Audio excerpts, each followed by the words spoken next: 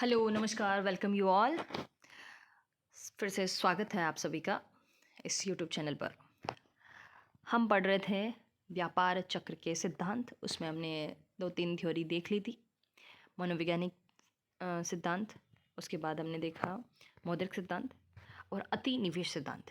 इन तीनों के बारे में चर्चा कर ली थी। आज हमने, जैसा कि मैंने बताया था, एक बहुत ही इंटरेस्टिंग थ्योरी है। ये बहुत सिंपल थ्योरी है, बहुत ही अच्छे से समझाया है किन्स ने कि किस तरह से ट्रेड साइकिल्स आते हैं। बहुत सिंपल। इसके बाद नो डाउट इसकी भी कुछ आलोचनाएं हुई है, उसकी कमियां रही है, जिसको बाद में सेमिल्सन और हिक्स के द्वारा पूरा किया गया है, पूरा करने की कोशिश की गई है। ठीक है, तो अब बात करते हैं कीन्स की व्यापारिक चक्र सिद्धांत की। जैसे कीन्स का मॉडल हम देख रहे हैं, यदि कीन्स को आपने समझ लिया, कीन्स के 2-3 मॉडल समझ लिए, तो आपको आपके लिए ये कुछ नया नहीं होगा। हमने जैसे पहले हमने कीन्स की एम्प्लॉयमेंट थ्योरी पढ़ी, इनकम थ्योरी पढ़ी, तो जब हम वो सारी निवेश थ्योरी पढ़ी, वो सब हम देख रहे थे। तो यदि वो आपको समझ में आ गया, तो ये उसी में से निकला हुआ एक सिद्धांत बनाया हुआ है। ठीक है, तो कीन्स की एक पुस्तक well known general theory of employment, interest and money 1936 में इन्होंने दी थी, जब 1930 की मंदी एक महामंदी जिसे हम बोलते हैं, उस समय एक ये कीन्स का मैं बहुत बड़ा योगदान मानती हूँ, और मैंने सभी मानते हैं कि उस समय जब पूरी वैश्विक अर्थव्यवस्था एक मंदी की स्थिति से गुजर रही थी, तो कीन्स ने एक जो पूंजीवादी अर्थव्यवस्थाएं थी उनमें भी सरकार की भूमिका के लिए बोला कि वहाँ पर सरकार को आगे आना चाहिए, और सरकार क्या करे, अपना सरकारी व्यय बढ़ाए, जिससे निजी निवेशक है वो प्रोत्साहित होंगे, और इकोनॉमी में मांग को बढ़ाई जा सके, लोगों की क्रय शक्ति को बढ़ाया जा सके, और इस मंदी को दूर किया जा सके। ठीक है, तो ये वाकई सही साबित हुआ। उस समय सारी जो न केवल समाजवादी अर्थव्यवस्थाएं वो तो कर ही रही थी, लेकिन पूंजीवादी अर्थव्यवस्था ने भी कीन्स का ये मॉडल अपनाया और अपने देश की अर्थव्यवस्था को मंदी से उभारा।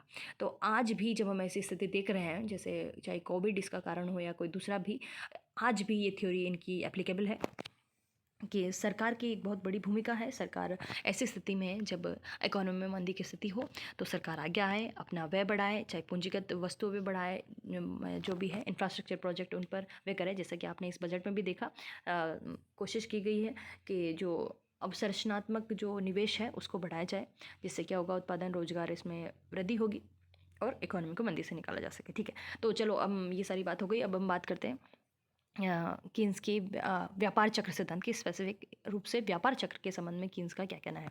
ठीक है सॉरी, यहाँ पर देखो,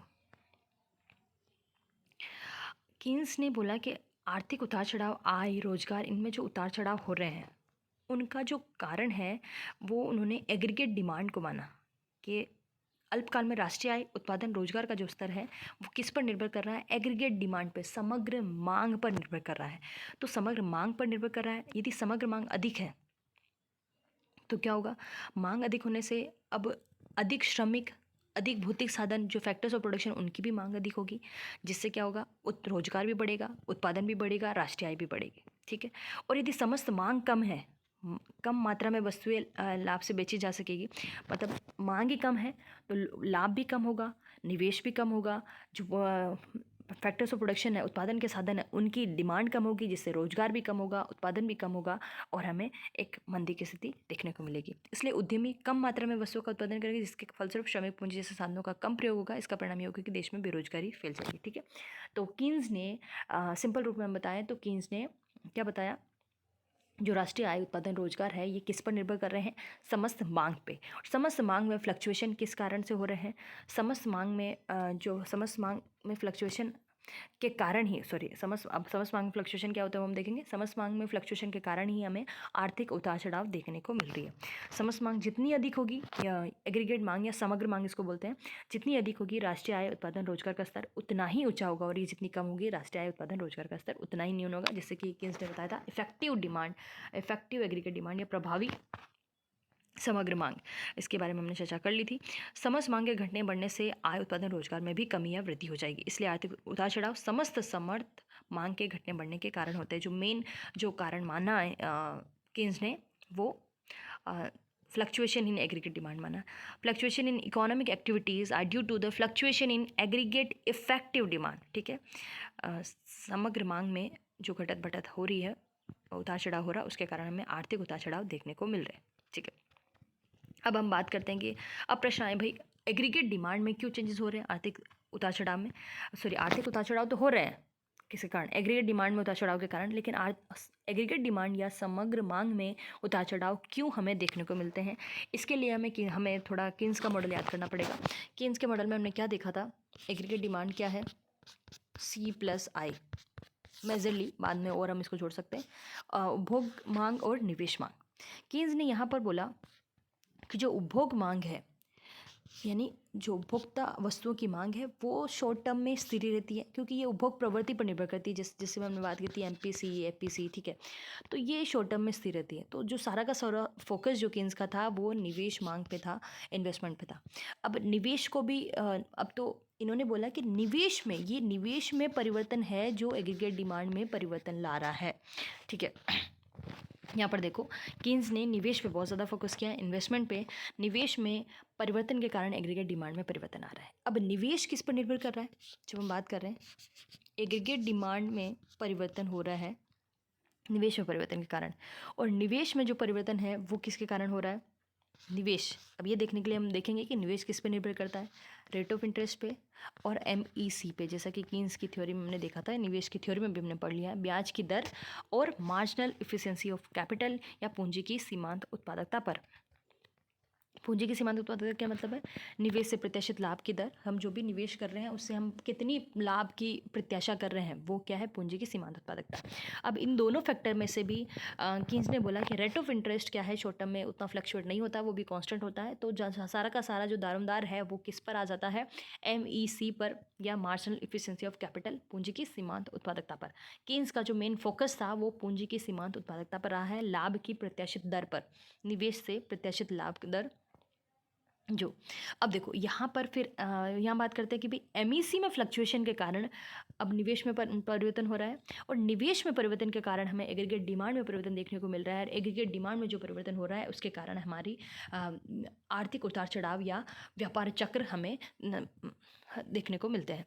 ठीक है, अब बात करते हैं वापस MEC की। MEC में चेंजेस क्यों हो रहे हैं, MEC भी वापस दो फैक्टर्स पे निर्भर करती है। पहला जो है वो फैक्टर है पूंजी पदार्थों से भावी प्राप्तियां या प्रॉस्पेक्टिव यील्ड्स। हम जैसे कहीं भी निवेश कर रहे हैं, कोई पूंजी पदार्थ हम खरीद रहे हैं, तो वहाँ पर हम क्या करेंगे कि हमें उससे मिलने वाली प्राप्तियां कितनी। जैसे मैंने बहुत बार एग्जांपल दिया कि आप एक ट्रैक्टर खरीद रहे हो, एक किसान भी एक ट्रैक्टर खरीद रहा है, तो वो देख रहा है कि उससे उसको पैदावार कितनी मतलब उसकी बढ़ेगी, उससे कितना उसको लाभ प्राप्त हो सकता है आने वाले समय में, और उसकी लागत कितनी है, उसको खरीदने में उसकी लागत कितनी आ रही है, उसकी कॉस्ट और supply price of capital goods कितनी है, उन दोनों का वो कंपैरिजन करेगा। इन दोनों पर निर्भर कर रही है आपकी MEC, लाभ की प्रतिशत दर। लागत बहुत ज़्यादा होगी तो क्या होगा, प्राप्तियां भले ही हो लेकिन आपका जो मार्जिन होगा वो कम हो जाएगा। इसलिए इन दोनों फैक्टर पर निर्भर कर रही है MEC। तो इस अतः निवेश में भविष्य में होने वाली प्रतिशत लाभ में परिवर्तन अधिक प्रभावशाली है। अब इसमें से भी देखो सॉरी अब जैसे इन दोनों फैक्टर में से भी लागत को इतना ज़्यादा मतलब महत्व नहीं दिया है कीन्स ने, कि उसमें भी ठीक है, उसमें सबसे ज़्यादा इतना परिवर्तन हमें नहीं देखने को मिलेगा जितना कि जो भावी प्राप्तियां, जो एक्सपेक्टेशंस है, उनमें हमें प्रत्याशित लाभ में जो परिवर्तन है वो बहुत ज़्यादा हमें देखने को मिल सकता है। यदि भविष्य में लाभ और आय की संभावनाएं बदल जाए, लोगों की संभावनाएं बदल जाए, उस पर ही निवेश बदल जाता है। जैसे अभी भी आप देखते हो शेयर मार्केट और ये बाकी जो सारे हैं वो इस संभावनाओं पर ही चलते हैं। ठीक है, यदि फ्यूचर में हमें प्रतिशत लाभ की संभावनाएं अच्छी दिख रही है तो अभी क्या होगा, निवेश बढ़ेगा, और यदि संभावनाएं कम हो जाए तो तुरंत हमें निवेश में कमी देखने को मिलेगी। तो कीन्स ने इस पर बहुत ज़्यादा फोकस किया है कि भविष्य में यदि लाभ और आय की संभावनाएं बदलती है तो पूंजी की सीमांत उत्पादकता भी बदलती रहती है, जिससे निवेश में घटत बढ़त होती रहती है, और निवेश में इस घटत बढ़त के कारण हमें आर्थिक उतार चढ़ाव देखने को मिलते हैं। अब हम इसको पूरा एक कंक्लूजन रूप में फिर से देख लेते हैं। आर्थिक उतार चढ़ाव का कारण हमने क्या देखा, निवेश दर में परिवर्तन। ठीक है, निवेश दर में जो परिवर्तन है उसका कारण क्या है, पूंजी की सीमांत उत्पादकता में परिवर्तन। दो है रेट ऑफ इंटरेस्ट MEC, उसमें से हमने एक कारण देखा पूंजी की सीमांत उत्पादकता में परिवर्तन। और पूंजी की सीमांत उत्पादकता में जो परिवर्तन है वो किसके कारण, हमारी भविष्य की जो आय और लाभ की संभावनाएं हैं उसके कारण परिवर्तन हो रहा है। इसलिए ब्याज दर का इतना प्रभाव नहीं पड़ता क्योंकि ये अपेक्षिता स्थिर रहता है। पूंजी की सीमांत उत्पादकता अथवा नए निवेश से प्रतिशत लाभ की दर निवेश से भावी आय की आशा के साथ बदल जाती है, जिसके फलस्वरूप हमें निवेश में परिवर्तन देखने को मिलता है। उसके कारण समग्र मांग में परिवर्तन हमारे सामने आता है और हम एक के बारे में आर्थिक उतार चढ़ाव देखते हैं। अब देखो ये तो हमने थोड़ा कंसेप्ट समझा। अब इसके कारण आर्थिक व्यापार चक्र को कैसे समझाया केन्स ने। अब होता क्या है, जब निवेश बढ़ रहा है, एमईसी जैसे अच्छी है, पूंजी की सीमांत उत्पादकता अच्छी है, तो उसमें क्या होगा, व्यापार एक शिखर तक पहुंच जाएगा। मतलब बिजनेस और मतलब निवेश इतना बढ़ेगा कि इकोनॉमी में एक बहुत ही अपर पॉइंट तक पहुंच जाएगी। अब केन्स का यहाँ पर मानना था कि जब व्यापार में या आर्थिक गतिविधियों में इतनी तेज़ी आती है कि वो एक शिखर पे पहुंच जाए, तो उसके बाद क्या होता है, धीरे धीरे पूंजी की जो सीमांत उत्पादकता है वो घटने लगती है। ऐसा क्यों होता है कि जब हम देखते हैं कि पूंजी पदार्थ बहुत ज़्यादा हो गए, जब बहुत ज़्यादा अधिक मात्रा में हो जाएगा तो धीरे धीरे क्या होगा, पूंजी की उत्पादकता घटने लगेगी। ठीक है, वही बात आ जाएगी यहाँ पर उत्पादक क्षमता अतिरेक की समस्या हमारे सामने आएगी। धीरे धीरे फिर क्या होगा, धीरे धीरे जब अतिरिक्त क्षमता है तो धीरे धीरे जो लाभ की प्रत्याशा है वो कम होने लगेगी, पूंजी की सीमांत उत्पादकता घटने लगेगी और उसके फलस्वरूप क्या होगा, धीरे धीरे वापस हमें एक जो निवेश है उसमें गिरावट आएगी। निवेश में गिरावट के फलस्वरूप हमने बात की थी गुणक प्रभाव की, तो केन्स के अनुसार निवेश में जैसे ही कमी होगी तो गुणक प्रभाव से राष्ट्रीय आय में, रोजगार में, उत्पादन में बहुत अधिक कई गुना कमी होगी, जिसके कारण हमें जो रिसेशन है, अवसाद और मंदी की स्थिति देखने को मिलेगी। अब ये वापस कहाँ आकर रुकेंगे, अब धीरे धीरे अब निवेश में इतनी कमी आ गई है तो एक सीमा पर आकर क्या होगा, एमईसी फिर से बढ़ने लगेगी धीरे धीरे वापस। जब क्योंकि पूंजी पदार्थों की बहुत ज़्यादा कमी हो गई है, तो एक मिनिमम लेवल ऑफ निवेश के लिए हमें कुछ पदार्थों को, यहाँ हम बात कर रहे थे कि जो डेप्रिसिएशन कॉस्ट है, मतलब उसको तो भरना ही पड़ेगा। जो यदि कुछ पूंजी पदार्थ हैं उनके स्थान पर हमें कुछ नया निवेश करना ही पड़ेगा ताकि हम एक बैलेंस रख सकें। तो धीरे धीरे जब पूंजी पदार्थों की बहुत ज़्यादा कमी हो गई है तो फिर से एमईसी बढ़ेगी, मतलब लाभ की प्रतिशत धीरे धीरे वापस बढ़ने लगेगी।